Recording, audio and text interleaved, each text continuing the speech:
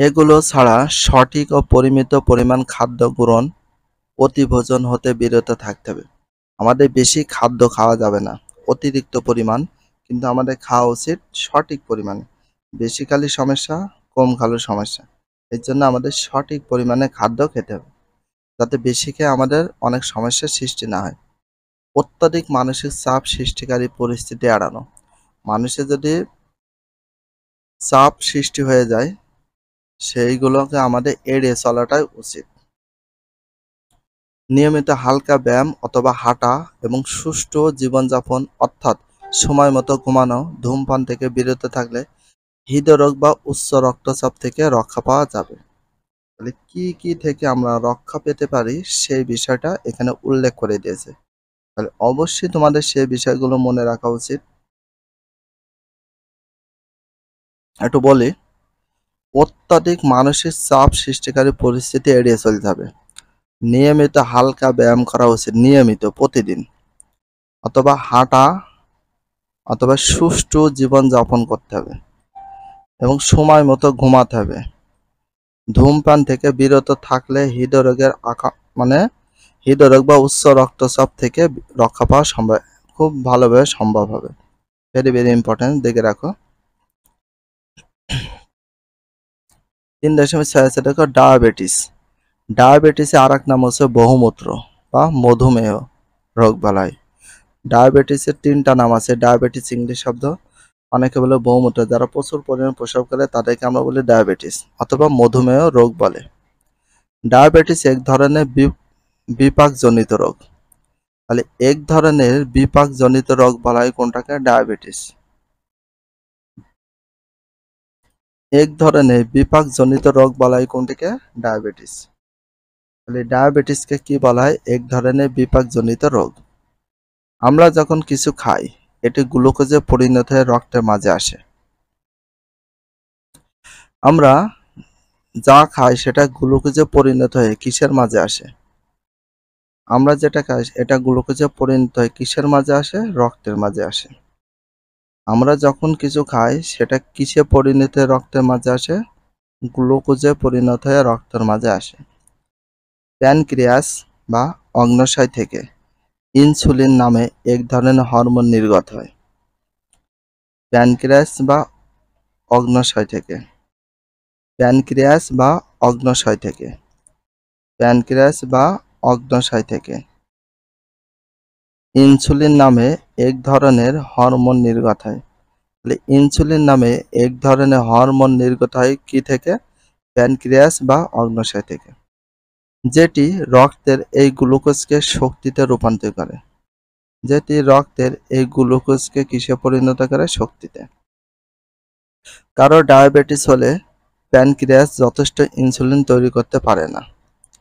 যাদের ডায়াবেটিস আছে তাদের কি তৈরি করতে হবে? প্যানক্রিয়াস যথেষ্ট ইনসুলিন তৈরি করতে পারে না। প্যানক্রিয়াস যথেষ্ট ইনসুলিন তৈরি করতে পারে না, কারণ হচ্ছে ডায়াবেটিসের কারণে। ডায়াবেটিস হলে কখনো সম্ভব না। প্যানক্রিয়াস যথেষ্ট ইনসুলিন তৈরি করতে পারে না কারণ ডায়াবেটিস, কিংবা শরীর ইনসুলিনকে ব্যবহার করতেও পারে না, যে কারণে রক্তে গ্লুকোজের পরিমাণ বেড়ে যায়। তাহলে রক্তে গ্লুকোজের পরিমাণ কখন বেড়ে যায়? যখন প্যানক্রিয়াস ইনসুলিন তৈরি করতে পারে না, তখনই রক্তে গ্লুকোজের পরিমাণ সবচেয়ে বেশি বেড়ে যায়। মানুষের রক্তে গ্লুকোজের স্বাভাবিক মাত্রা হলো 3.9 থেকে 5.6। আর এই মানুষের রক্তে গ্লুকোজের স্বাভাবিক মাত্রা হলো কত? স্বাভাবিক মাত্রা হচ্ছে 3.9 থেকে 5.6, 3.9 থেকে 5.6, কিংবা 70 থেকে 100 মিলিগ্রাম বা ডেসিলিটার। 70 থেকে 100 মিলিগ্রাম বা ডেসিলিটার হয়ে থাকে। তাহলে অবশ্যই জানতে হবে মানুষের রক্তে গ্লুকোজের স্বাভাবিক মাত্রার পরিমাণ কত? 3.9 বা 5.6, কিংবা 70 থেকে 80 মিলিগ্রাম বা ডেসিলিটার বলে। ডায়াবেটিস হলে রক্তে এর পরিমাণ দীর্ঘস্থায়ীভাবে অনেক বেড়ে যায়। ডায়াবেটিস ছোঁয়াচে বা সংক্রামক রোগ নয়। ছোঁয়াচে বা সংক্রামক রোগ নয় কোনটা? ডায়াবেটিস। তাহলে ছোঁয়াচে বা সংক্রামক রোগ নয় কোনটা? ডায়াবেটিস। এটা ভেরি ভেরি ইম্পর্টেন্ট। ডায়াবেটিস হৃদযন্ত্রের রক্ত প্রবাহ রোগের উপর পরোক্ষভাবে প্রভাব বিস্তার করে। তাহলে ডায়াবেটিস হৃদযন্ত্রের রক্ত প্রবাহ রোগের উপর পরোক্ষভাবে প্রভাব বিস্তার করে কোনটা? ডায়াবেটিস। কোনটা? ডায়াবেটিস। কোনটি? ডায়াবেটিস। ডায়াবেটিস আক্রান্ত ব্যক্তির রক্তে শর্করার পরিমাণ বেশি থাকায় এটি দেহের বিভিন্ন অঙ্গের তাহলে দেখো শর্করার পরিমাণ বেশি থাকে কাদের? ডায়াবেটিস আক্রান্ত ব্যক্তির। তাহলে ডায়াবেটিস আক্রান্ত ব্যক্তির রক্তে কিসের পরিমাণ বেশি থাকে? শর্করার পরিমাণ বেশি থাকে। এটা ভেরি ভেরি ইম্পর্টেন্ট। প্রশ্ন হচ্ছে কি আক্রান্ত ব্যক্তির রক্তে শর্করার পরিমাণ বেশি থাকে? ডায়াবেটিস। আবার ডায়াবেটিস আক্রান্ত ব্যক্তির রক্তে কিসের পরিমাণ বেশি থাকে? শর্করার। এটি দেহের বিভিন্ন অঙ্গের যেমন হৃৎপিণ্ড, কিডনি, চোখ ইত্যাদি স্বাভাবিক কাজে বাধা সৃষ্টি করে। এটি দেহের বিভিন্ন অঙ্গের বাধা সৃষ্টি করে। তার ভিতরে আছে হৃৎপিণ্ড বাধা সৃষ্টি করে, কিডনির বাধা সৃষ্টি করে, চোখের বাধা সৃষ্টি করে, স্বাভাবিক কাজে বাধা সৃষ্টি করে। দেখা গেছে ডায়াবেটিস রোগীদের করোনারির হৃদরোগ হওয়ার প্রবণতা বেশি থাকে।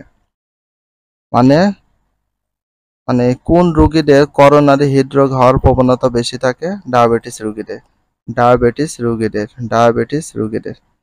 কোন রোগীদের করোনারি হৃদরোগ হওয়ার প্রবণতা বেশি থাকে? কোন রোগীদের করোনারি হৃদরোগ হওয়ার প্রবণতা বেশি থাকে? ডায়াবেটিস। এটি হৃৎপিণ্ডকে অচল করে দেয় এবং রোগী মারা যেতে পারে। হৃৎপিণ্ডকে একদম অচল করে দেয় এবং মারা যেতে পারে। কোনটা? ডায়াবেটিস হৃদরোগীকে। এছাড়া দীর্ঘস্থায়ী ডায়াবেটিস রোগের রক্তচাপ বেড়ে যায়। কোন রোগে রক্তচাপ বেড়ে যায়? ডায়াবেটিস রোগে। দীর্ঘস্থায়ী ডায়াবেটিস রোগে। কোন রোগে রক্তচাপ বেড়ে যায়? দীর্ঘস্থায়ী ডায়াবেটিস রোগে। এবং এর থেকে উচ্চ রক্তচাপ বা হাইপারটেনশনও হয়। তখন হয়ে যায় উচ্চ রক্তচাপ বা হাইপারটেনশন। কোন রোগে রক্তচাপ বেড়ে যায়? ডায়াবেটিস রোগে। এবং এতে উচ্চ রক্তচাপ বা হাইপারটেনশনে বেড়ে যায়। উচ্চ রক্তচাপ করোনারি হৃদরোগের পূর্ব লক্ষণ। হৃদরোগের পূর্ব লক্ষণকে উচ্চ রক্তচাপ করোনারি। এটা ভেরি ভেরি ইম্পর্টেন্ট। কতগুলো টিক? লাইনে লাইনে টিক। এমসিকিউ প্রশ্ন। তাহলে হৃদরোগের পূর্ব লক্ষণ বলা হয় কোনটিকে? উচ্চ রক্তচাপ করোনারি। উচ্চ রক্তচাপ করোনাকে হৃদরোগের পূর্ব লক্ষণ বলে। ডায়াবেটিস রোগীদের রক্তে শর্করার মাত্রা দীর্ঘদিন অনিয়ন্ত্রিত থাকলে তাদের করোনারি হৃদরোগে আক্রান্ত হওয়ার আশঙ্কা খুব বেশি থাকে। দেখো ডায়াবেটিস রোগীদের কাদের? ডায়াবেটিস রোগীদের রক্তে শর্করার মাত্রা দীর্ঘদিন অনিয়ন্ত্রিত থাকলে তাদের করোনারি হৃদরোগে আক্রান্ত হওয়ার আশঙ্কা খুব বেশি থাকে। শর্করার মাত্রার সঙ্গে কোনো সম্পর্ক নেই এমন ধরনের ডায়াবেটিস আছে, তবে এ অধ্যায়তে আলোচনা করা হবে না। কোন ব্যক্তির ডায়াবেটিস হওয়ার আশঙ্কা বেশি? যে কেউ যে কোনো সময় ডায়াবেটিস আক্রান্ত হতে পারে, তবে 4 শ্রেণীর মানুষের ডায়াবেটিস বেশি হয়ে থাকে।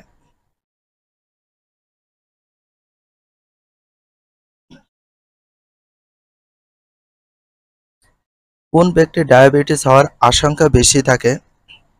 তার মধ্যে যে কোনো সময় ডায়াবেটিস হতে পারে, তার মধ্যে 4 শ্রেণীর মানুষের ডায়াবেটিস হয়ে থাকে।